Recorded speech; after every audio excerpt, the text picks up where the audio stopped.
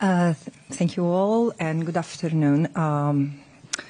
It's a painful honor to be here at such a critical moment for Gaza and for the Palestinians as a whole. 710. This is the number of days of absolute horror that the people in Gaza have endured. 65,000 is the number of Palestinians ascertained killed, including of which 75% are women and children.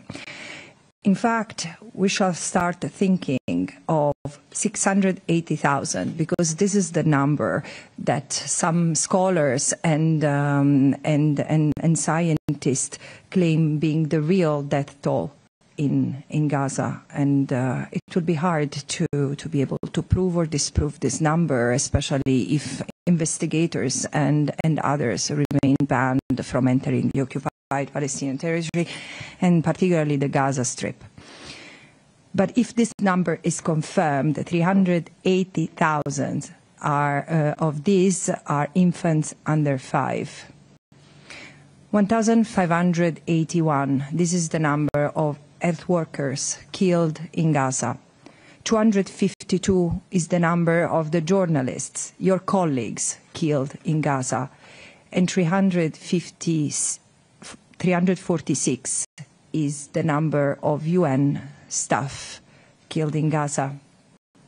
10,000 Palestinians have been detained, mostly arbitrarily, by an unlawful occupation, which has been starving, torturing, and even raping inmates, including doctors and patients. 75 is the numbers of detainees who have been reported killed in Israeli custody just in the last 710 days. Images of scores of Palestinians taken from their homes, shackled and blindfolded in the middle of the night continues to reach us from the occupied Palestinian territory. Homes, shelters, hospitals, schools, mosques continue to be destroyed. Over 85% of Gaza lies in ruin. The ongoing assault to take the last remnant of Gaza, meaning Gaza City, will not only devastate the Palestinians, but endangers also the remaining Israeli hostages, putting their life in great danger. Meanwhile, the West Bank is not having a much better present. The situation is unraveling under intensified oppression. Over 1,000 Palestinians, including 212 children, have been killed in the last 710 days. 1,600 is the number of the raids, with a 22% increase compared to the previous years over Palestinian inhabited areas.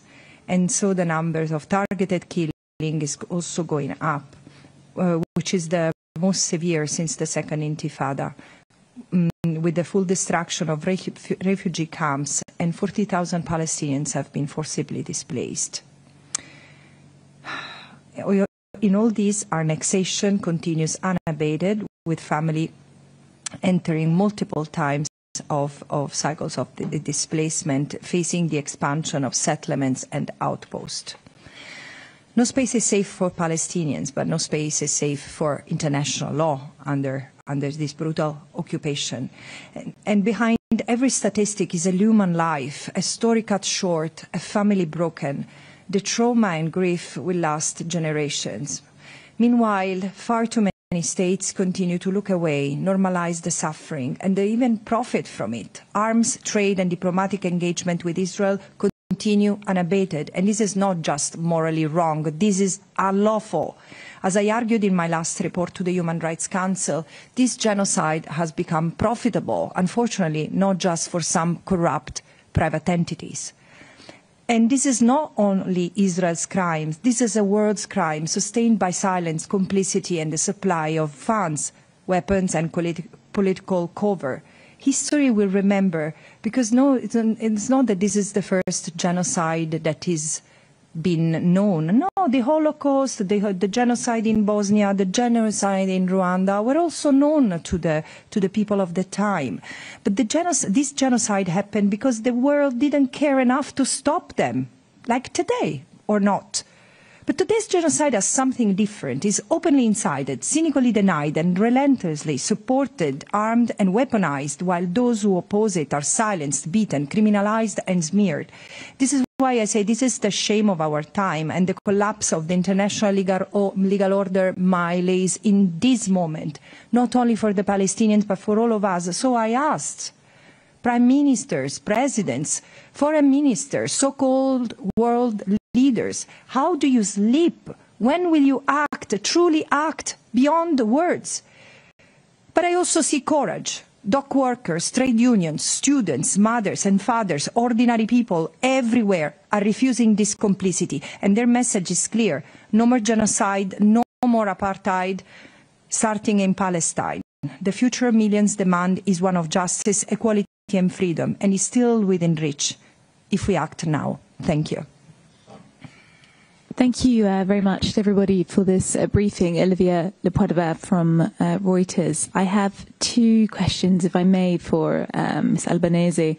I just want to understand, just firstly, what brings you to Geneva, and if you've met with anybody in particular today during your time here.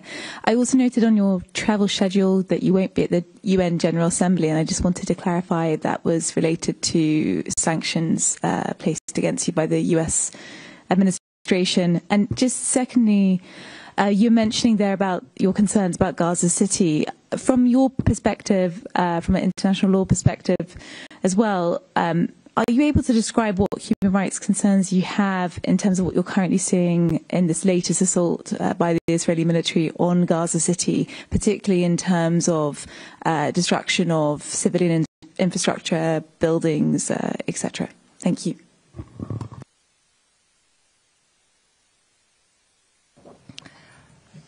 It's interesting that the first question you asked me is about my travel schedule, which I'm not going to share. It's true that it's an exceptional visit because I don't often come to Geneva. But as I was coming, I found the time to meet with you all to be asked questions about the situation in Gaza.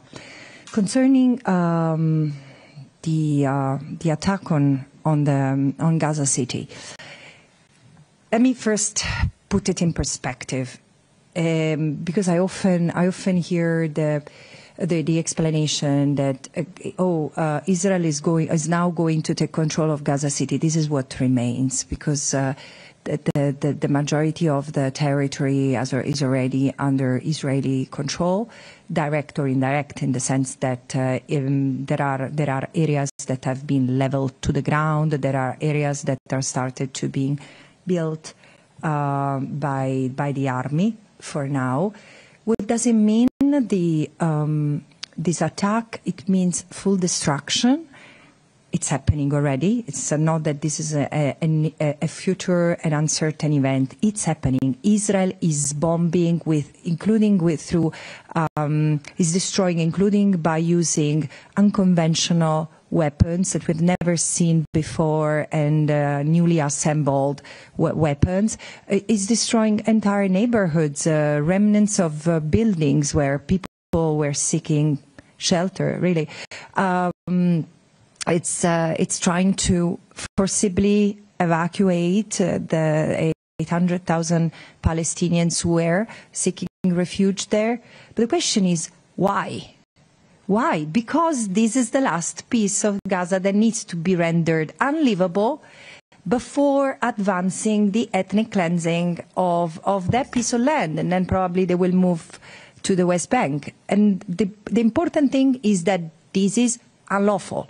Unlawful and unlawful, because the only legal thing that Israel can do in the occupied Palestinian territory is to move out, dismantling the settlements, withdrawing the troops, and stopping exploiting Palestinian resources are the three of the 5 things that the International Court of Justice has asked Israel to do in the advisory opinion, together with paying reparations for all the harm and damage caused to the Palestinians by Israel, and facilitating the return of those displaced. And this should be the perimeter of the political discussions the member states have to start with, before or in line with also talking about the crimes that that Israel is being committing. And in fact, it seems to me that there is an intentional determination to circumvent this by moving the discussion, instead of from where should be ending the atrocities, the sources of and the root causes of the illegality in the occupied Palestinian, let's move it somewhere else, where it really we do not have to talk about, I mean, this is, some states are doing that, where we do not have to talk about our responsibilities. My name is Mohammed Al-Fanich. I'm from Alga TV. So first of all, thank you for your statement. I have two questions, one's for you and one for Erin also. According to our reporter, Alga TV in Gaza, we have some local reporter there today, just till this moment, 41 people being killed in Gaza, 28 in the city of Gaza and north of the Gaza Strip, 12 on south of the Gaza Strip, and 1 on the middle of the Gaza Strip. So I'm sure by the end of the day, you're going to reach more number. Mike, you mentioned the law in your report, and it was clearly mentioned what's happening in Gaza, but what do you think it should be done?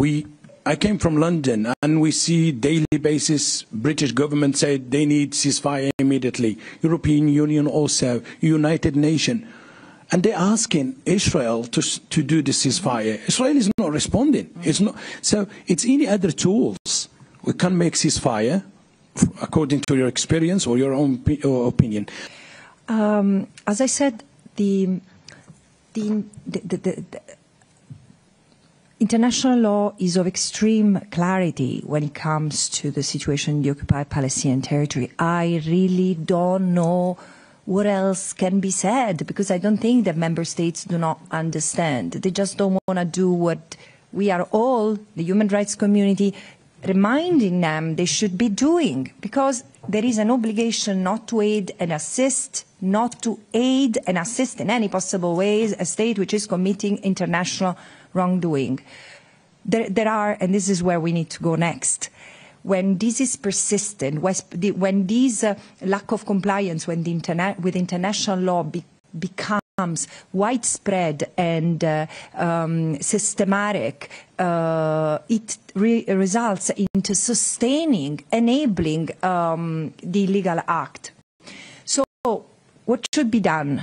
Arms embargo, which means no trade in arms, no buying, no selling parts or arms in full, not directly, not indirectly through another state.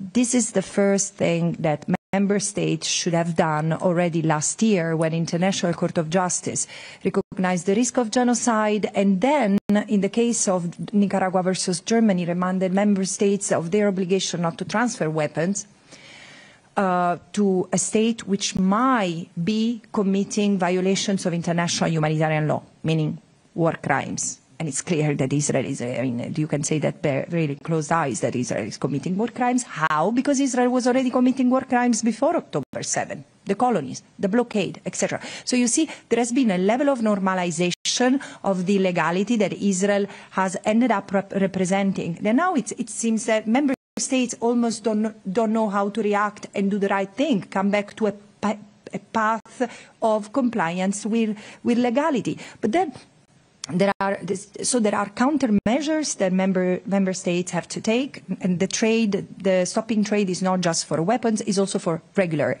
commercial activities and businesses. This is what happens when a state commits serious crimes, as Israel is doing. And should it not happen, well, there is a need for accountability of the very people who have been giving orders to continue trade and arms transfers toward Israel. The last point is divestment. As I want to remind everyone, as I did with my last report, that we cannot imagine that the business sector, the private sector, from arms manufacturers to tourism industry, banks, pension funds, universities, are allowed to do, are permitted to do what member states shouldn't be doing, meaning aiding and assisting an unlawful endeavor, especially as businesses, by the very fact of interacting with this unlawful endeavor, can be directly linked, contributing to, even causing human rights violations. So this is, again, the human rights standards, international law are very clear.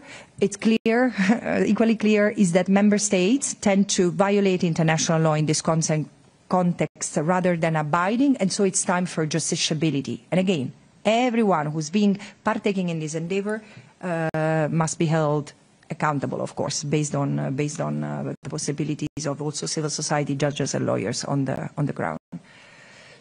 Thank you. Nina Larson, AFP. Thanks for this briefing. First, for Ms. Albanese, thank you for doing this. I was wondering if you could say a little bit more about the complicity issue when it comes to the U.S. Secretary of State Rubio said today that the U.S. is showing unwavering support for Israel in its war as it continues in Gaza. And you also have, as has been mentioned here, the revoked visas, the sanctions against you and others. So, I mean, could you just say a little bit more about how complicit, I guess, you think that the U.S. is in what you're describing as a genocide, and then also, what do you think the consequences for the U.S. should be for this? And finally, I also had a question. I wanted to ask you how the sanctions have impacted you personally. And sorry, I have just one small question for Ms. Khan. I wanted to ask about, you compared the number of journalists killed in Gaza to a number of other conflicts. What was the conflict before this that had the most journalists killed? Could you provide some more figures on that? Thank you.